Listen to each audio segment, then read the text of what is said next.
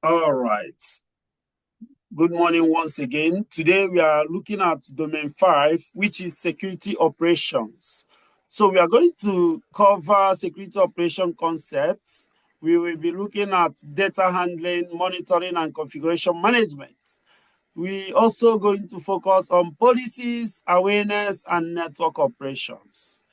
Once again, you are welcome to today's class. Remember yesterday we treated domain 4, which is network security.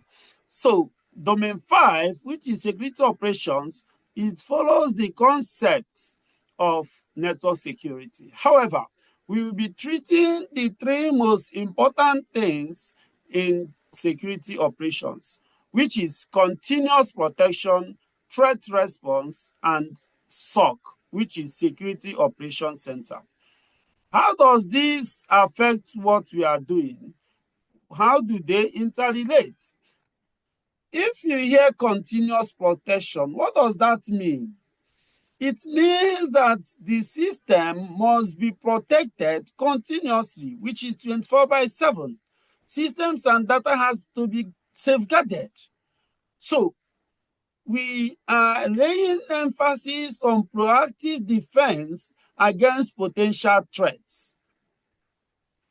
And how do we do that?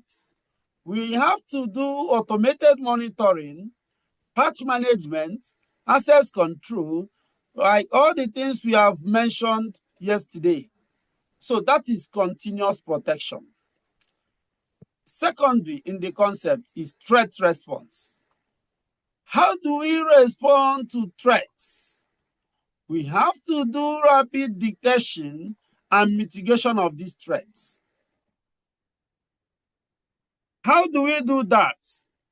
Remember, I told us about devices that you can use for threat response, which is IDP and IPS, intrusion detection system and intrusion prevention systems, IDS and IPS.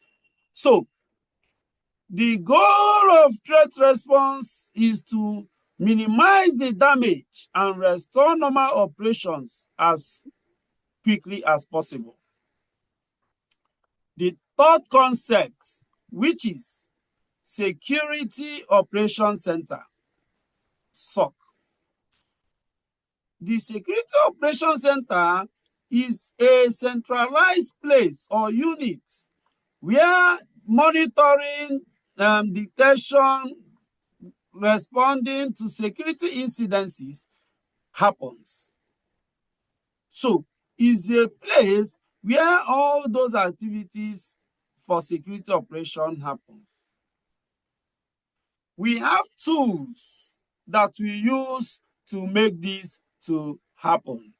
Example of those tools are SIEMS tools, security incident and event management tool.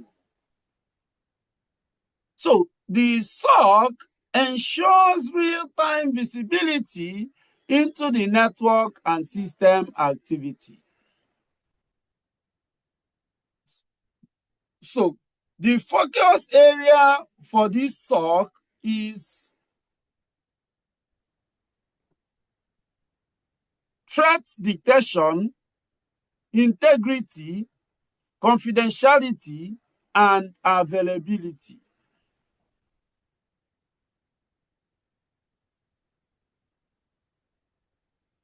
Any question before we go into data handling best practices? How do we handle data? We are going to look at data handling best practices. Any question before we move on to that?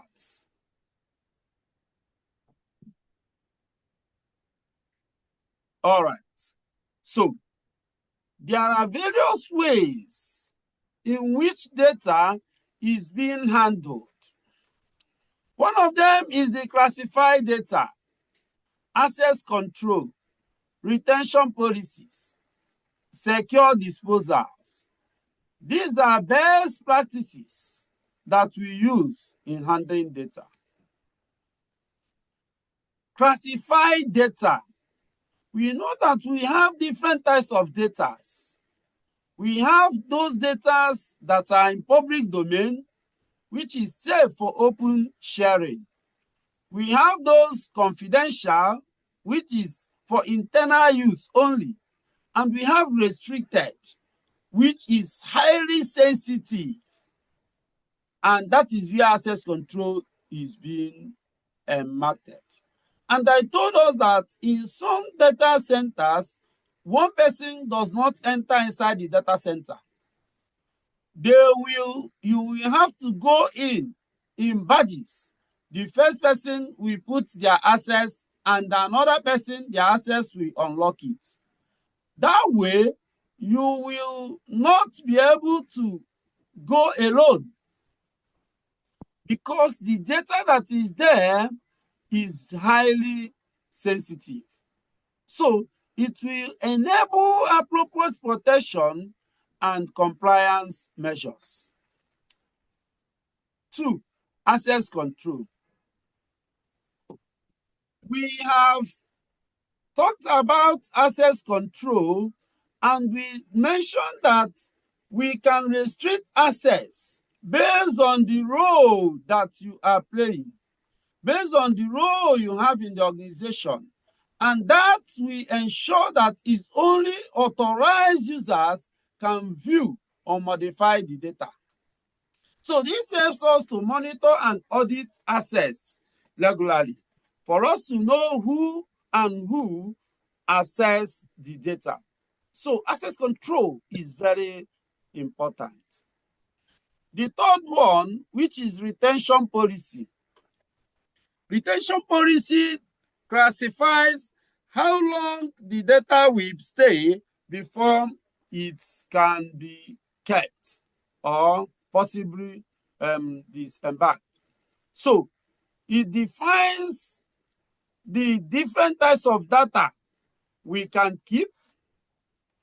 The one that regulatory policy says that, okay, this data, you will have it for like 5 years, 10 years before you can eliminate it or delete it.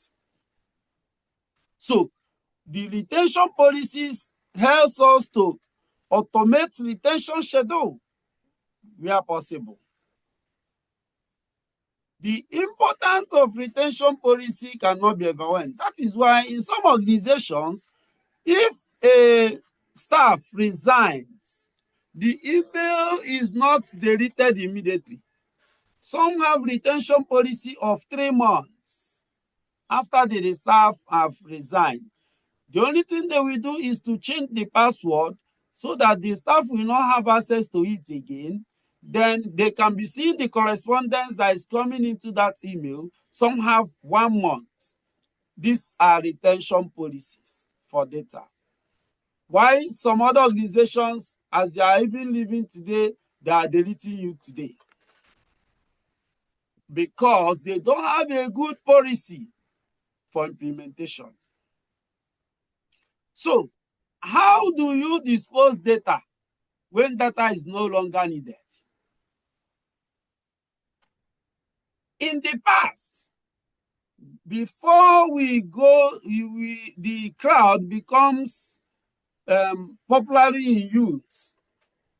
Document is the order of the day. We have files everywhere. There is what we called shredded machines. I remember those days. The HR will take sensitive data and shred it in, put it inside the machine, and it's going to grind it so that nobody will have access to it. So now that it is in the disk, is in the cloud, how do you delete it to prevent unauthorized recovery of those sensitive information? You have to wipe. You have to overwrite data to prevent recovery. There is what we call DDoS. DDoS is the use of magnetic fields to erase data from the hard drive. So the DDoS is very, very important to use in an organization because it will erase the data and no software can be used to recover it. But if you delete data in your laptop today, with some certain software, I can be able to, or anyone can be able to do what? Recover those data that you have deleted. Are we together? I want to ask a question. Now, this data, like, do they have the types of data that you can recover when it's lost, and the type of data when you delete it, and the type of data that can never be recovered when you also delete it? For example, now pictures and let's say some important files, like some important PDFs, like those kind of data. Now, if you permanently delete it from your system, is there any other third-party system that can ever get that data back, or there are specific type of data that cannot be retrieved? Okay, that's a nice question. The types of data that can be recovered, is there any type and any one that cannot be recovered, right? Yes, sir. Any data on the hard drive you deleted, put on the, or it goes to recycle bin, right? From the Yes, sir. recycle bin, you delete it and you are happy that it has gone. If that data is unencrypted, like as you mentioned, PDF, pictures, and all that, it can still be recovered.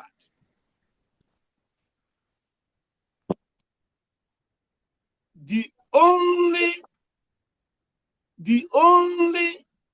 data that you cannot recover are those data that has been overwritten by another data using those overwritten tools, or that has been wiped.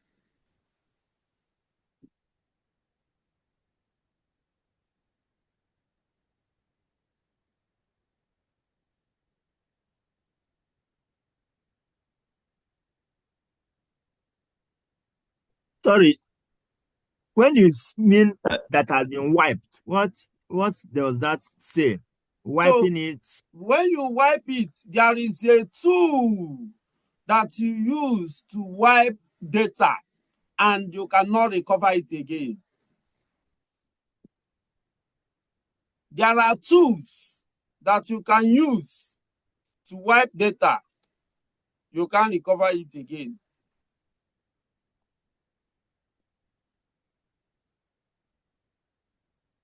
Are we together? Just to understand, I saw when they talk about the proper way of eliminating data, and they mentioned the gauze, wiping, and shredding, and then they said that the safest is physical destruction of hard disk. Is that in line with this data destruction? Yes. Yes, so physical destruction of hard disk is that's when you don't want to use the hard disk again. That's the last option, when you don't want to use the system. If you still want to use the system, the hard disk, you don't have to physically destroy it, but you can do DDoS. You can do wipe using those tools. You can check those tools. I think for Windows, we have this Genius. It's a tool you can use to wipe partitions, and you can never see it again. You can check it out. So, okay. Yeah, is Disk Genius. It is a Windows tool. It's a free tool as well. You can use it to wipe data and nobody will see it. So in that laptop, because if you bring your laptop and you have deleted something, I can still recover those things using specialized tools. You see that those things you see them coming back. And again, when somebody now take your system back like 1 month ago, it will bring those things you have deleted. I'm now teaching us Windows support. So you see, sometimes when you take your Windows back to 1 month ago, 2 months ago, it will bring those informations back because they are still in the disk. They have not gone anywhere. So you need to be careful when you just come and say, I put this in the system, I've deleted it, nobody will recover it. You know, when a specialized personnel like me and you now that have known this information, they brought the laptop to us and say, there is information here, they deleted it, can you help us recover it? What do? You go get the right tool. You don't even use free tools. You pay for it, like this Genius. Once you pay for it, it will be faster and easier for you to recover those informations. All right. Any question on that?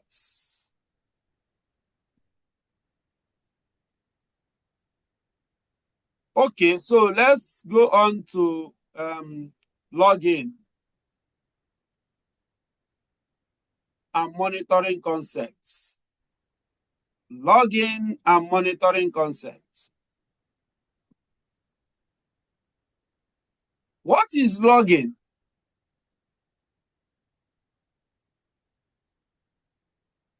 Here I put it as record activities and events, systems, access, and application logs. So the purpose of login is to record these activities. And we have different types of logs. We have system logs, access logs, application logs. What are system logs? System logs, the one in your system, it tracks those OS level events. Like when you have an error in the system, your boot sequence, your update, these are system logs. What are access logs? Access logs record how somebody log in and how they log out, the login attempt, authentication, whether it's successful or it is not successful. That is access login. It has to do with anything that has to do with login attempts. And application login logs. Application logs captures those events within the application, within the software. Like you have a software you want to log in, the software you cannot, or is starting up, it's giving you error messages, or how everything that has to do with that application. That's application logs. Okay, so you need to understand this login is important because it helps us when we want to check who and who access one application. That is in forensic investigation, for instance. Or when auditors come to an organization, they want to know who authorized access. So it helps in compliance. So this will help you when people know that a particular application can track whatever they do. They will not be able to do nonsense. Like in the banks where they use Finacle applications, you begin to check people's account number to check their balance. It will be traced that you are the one that did this. So once that is application log, once they see that, oh, they will know that I am the one that did it. Everybody will be careful to do that. Then when you want to log into that application, that is access or the system, access log, nobody wants to go and try that because they will know that they are the one that is using that credentials. So it's important we understand these logins and the benefits. The benefits which I mentioned, it helps in compliance and then forensic investigation. So the second one here is monitoring. Real-time observation and alerting. And I also mentioned the monitoring tools, which is SIEM, security information, and event management. So why do we monitor? we monitor for us to have the real-time observation of what is going on the system, for us to detect the anomalies and respond to threats. So during monitoring, we can generate alerts for suspicious activities. There is also windows for dashboard, for visibilities, then the workflow, how the activity is going on. Now we have what we call SIEM integration. So in this SIEM integration, we have threat detection, forensic, compliance, and all these things help us to identify malicious behavior quickly and support. Wait, sir, what is that? What is that SIEM? Sorry for interrupting. SIEM is Security Information and Event Management. Is a tool, a software that we use in monitoring, like QRadar, like Splunk. These are SIEMs tools. We will get to, during practical, you will be able to understand them better. Okay? Because all of us are going to configure Splunk. We will see how it works. Now, there are so many compliance standards I mentioned to us before. GDPR, HIPAA, ISO, and I gave us assignment then to get the compliance body for data protection in Nigeria. Last year, Institute of Information Management was given that license to be among the data protection body in the country, among others. All right. So we are done with logging and monitoring concepts. We are now encryption and hashing. But before that, any other question on logging and monitoring?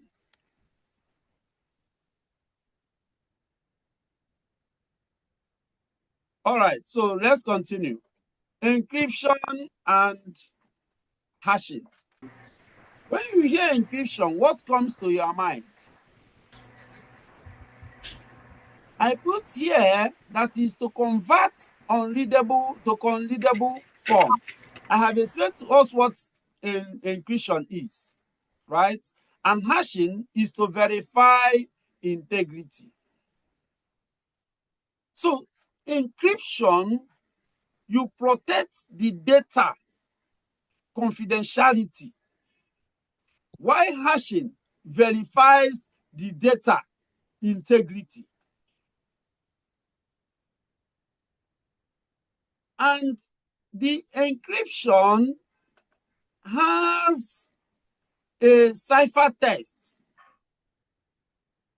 And I told us about the encryption, how ciphertext works, how you can be able to convert those data into unreadable format using some algorithms. So when you use one key to be able to encrypt it and decrypt it, it becomes what? Symmetric encryption. So when you now use two keys, one for a public key, one for private key, it becomes asymmetric encryption. So, and I mentioned that the purpose of this encryption is so that nobody can, unauthorized access will not have access, unauthorized personnel will not have access to sensitive information. When you are encrypting, if you are doing symmetric encryption, the same key you use to encrypt it is the same key your decryptor is going to use to decrypt it. When you are using asymmetric, it is different. You have your own encrypting key, which is public key, and the other person will have their own private key, which is decryption key. This asymmetric is mainly used during VPN configuration. And that's where we have like AES, RSA, and so on for encryption. So for hashing, when you transform data into a fixed string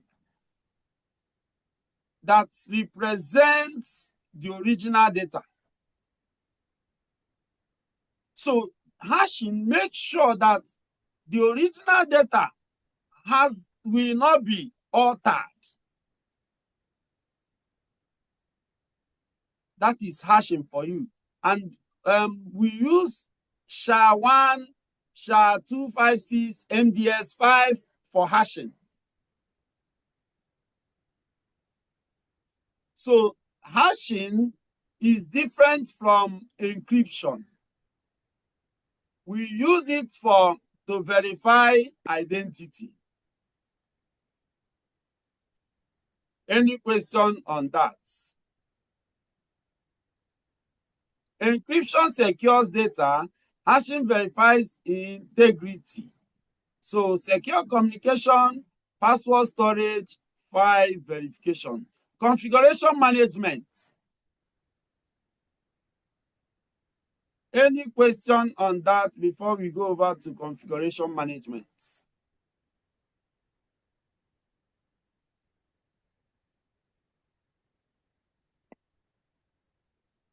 Is Mmesoma here? Max Miriam, are you here?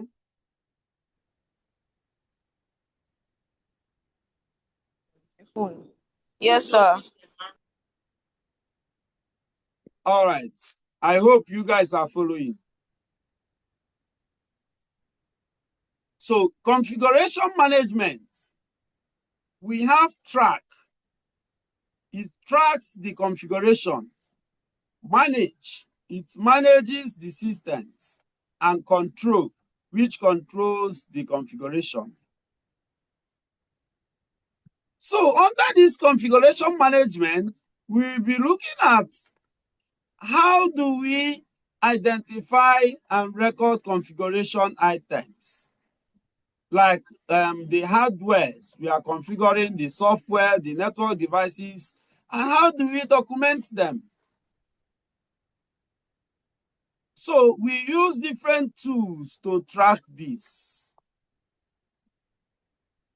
One of them is that it enables us the benefit. One of the benefits is that it is going to enable us to see what we have in the network. Yesterday, I mentioned that if you don't, during inventory, if you don't have your inventory, you don't know them, you will not know what to protect. The same way, if you don't know this, if you don't know the inventory, you cannot be able to track it. You cannot track what you don't know. So the main purpose is for us to make sure we have the visibility of what we have in the network.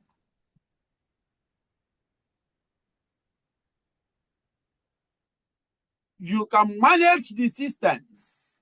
There are so many ways we can manage the systems. For softwares, we can use version control.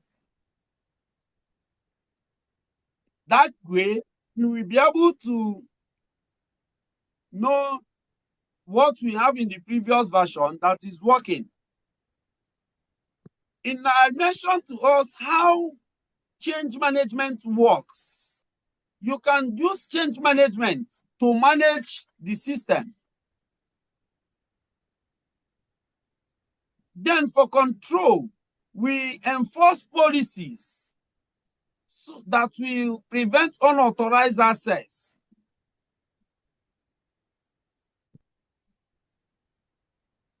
That's how the control will work. So all these things, track, manage, and control, we ensure system stability. security and reliability.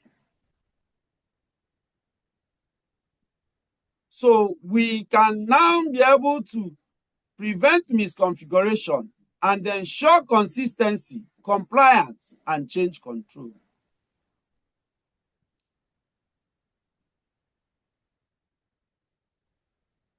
Security policies. Under security policy, we have incident response, remote access, and BYOD. What is BYOD? Anybody?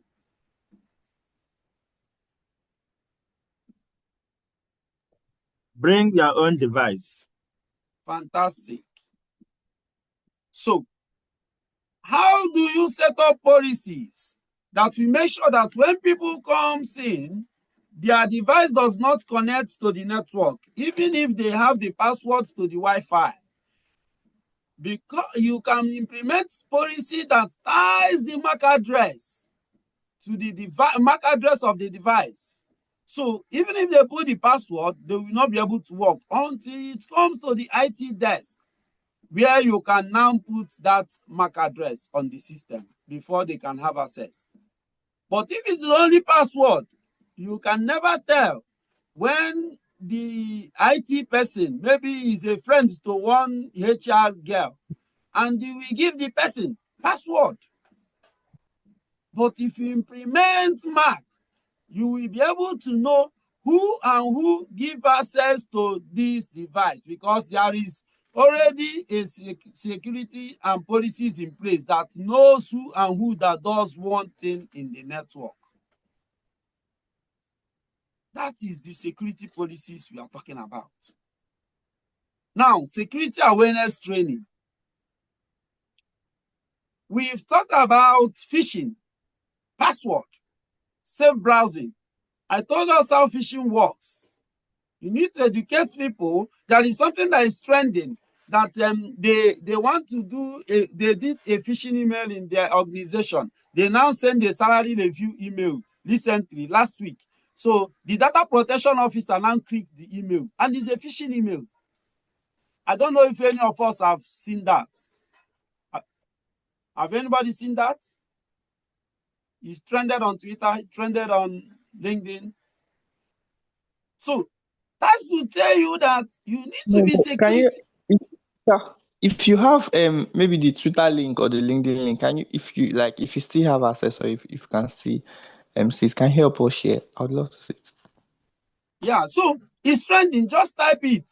The phishing email, type it on the browser, phishing email that was sent to the organization, to the staff, and then data protection officer click it. It will appear that you can use that prompt to get it. So that's to tell you the kind of security level of that organization. If a data protection officer can do that, what about the staffs? You need to educate them about password, how to use alphanumeric numbers to use in their password, and implement a policy that makes sure that this password expires every quarter or every month, depending on the organization. A password policy must be implemented. Then educate them on how to do safe browsing. So the next we have here is governance, data governance and change management. What is data governance? These are policies for data quality and ensures compliance, while change management is structured system alterations, testing, approval, and documentation. Whatever changes you want to do in the network, you must pass through change management. So password awareness and security awareness, you encourage strong password, discourage password reuse, and suggest password managers. That way, you also implement multiple factor authentication. So these are the domain 5 that we discussed today.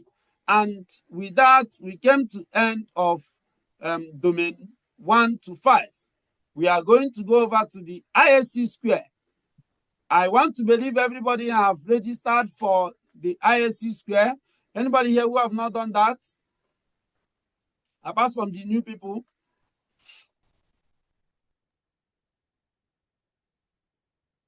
All right. So thank you very much. By tomorrow, we will start looking at the ISC Square exams and then how we can answer the questions from that domains.